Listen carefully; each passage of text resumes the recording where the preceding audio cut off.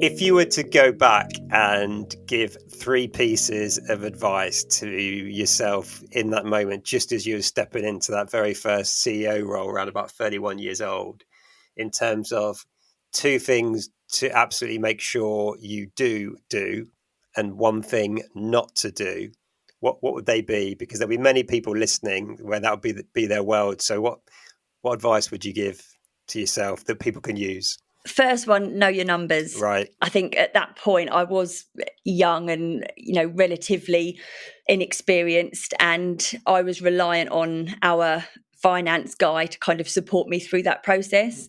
But it would be then when you'd go in and you have these really serious conversations with banks and potential investors. And I was always pretty good with numbers, but it took me like quite a steep learning curve to be like, okay, gosh, they're really drilling down into detail here. I need to know how everything works.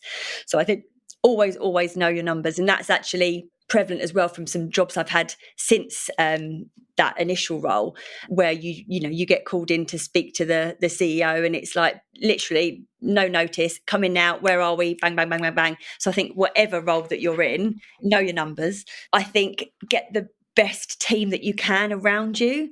Don't be threatened by people. Get people in that are better than you, which I have done my whole life, because you've got that reliance then on their skill set, and you're not going to be good at everything. You never are. But to get the right people to support you, I think absolutely.